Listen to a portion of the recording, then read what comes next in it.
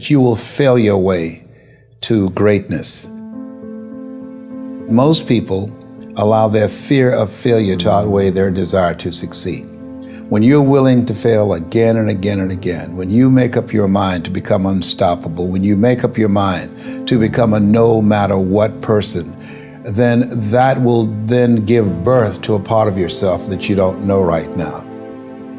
Imagine, if you will, being on your deathbed and standing around your bed, the ghost of the dreams, the ideas, the abilities, the talents given to you by life, and that you, for whatever reason, you never went after that dream.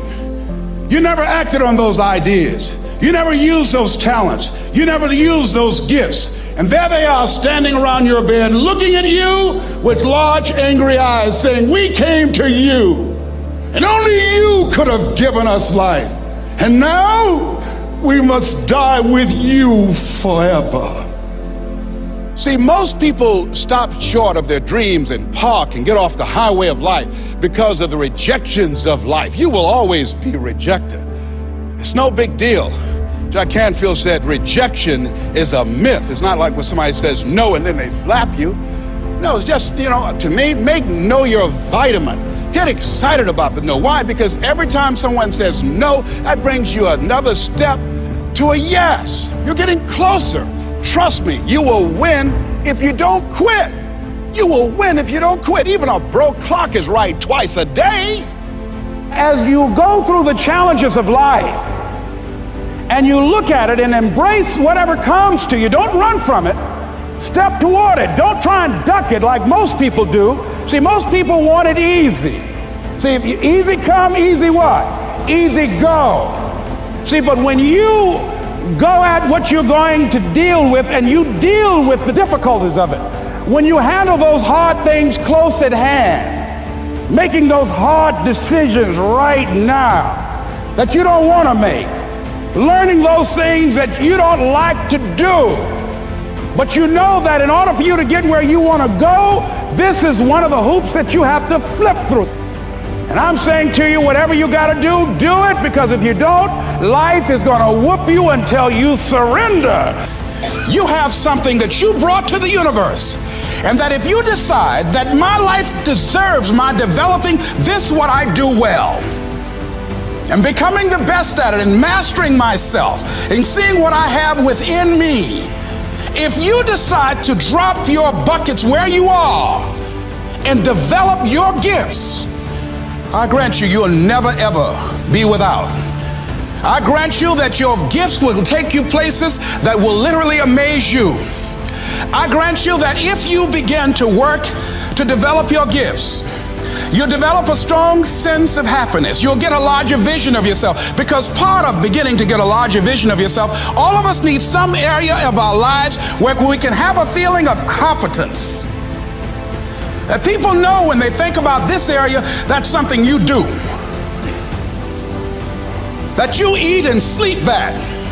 And that you do that. You do that. Changing is not easy. That changing your life, changing habits, reinventing yourself, picking yourself up after life has knocked you flat on your back. I've got to say, when life knocked you down, try and land on your back, because if you could look up, you could get up. Well, that sounds cute, but that's not easy. When I was diagnosed with prostate cancer 17 years ago, that first time that happened, I said, hey, I can handle this. Then when it came back a year later, last year, 17 years later, and this time it had metastasized to 7 areas of my body and ate 40% of my T1 vertebrae. Now the stakes are higher.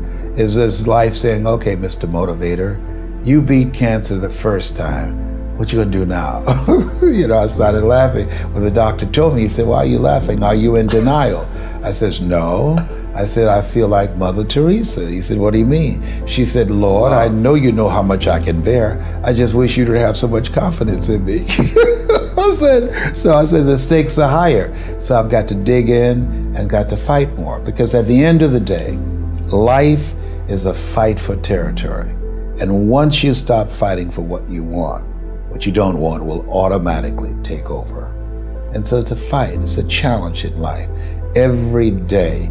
And what we have to do is embrace it. What we have to do is see it as a project to be worked on. In life, you will always be faced with a series of God-ordained opportunities, brilliantly disguised as problems and challenges. And so I see even cancer as a gift, as a God-ordained opportunity. If you died today, what dreams, what ideas, what talents, what books, what music, what leadership, what voice will die with you? There are a lot of people who are biting their fingers in fear that they might lose their jobs. But there are few people who have decided within themselves, I'm going to make it. Some people aren't waiting to be cut. Some people are moving on their own because they feel within themselves, I've got what it takes to make it. They're not afraid about tomorrow because of how they see themselves, because of what they feel that they deserve, because of what they feel that they can create for themselves. Because these people have decided, as they look at the future, as they look at themselves, there's a way. Where there's a will, there's a way for me to begin to create a way out of no way. And when you have that kind of consciousness, when you have that kind of spirit, nothing can stop you. Nothing.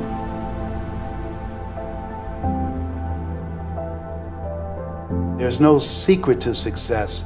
There's a system to success. And no matter what organization you become a part of, the system works if you work it. If you don't work it, it won't work. But it works if you work it. And that's one 4-letter word that most people don't like. They're not willing to work. There are winners, and there are losers, and there are people who have not discovered how to win. And all they need is some coaching. All they need is some help and assistance, just a little support. All they need is some insight or a different strategy, a plan of action to make some adjustments that will open up the key to a whole new future for them, that will give them access to the unlimited power that they have within themselves. That's all that they need. So what I want you to do is think about something you want for you, that's real for you, that's important for you, that will give your life some special meaning and power. And I don't even want you to say, I can do that.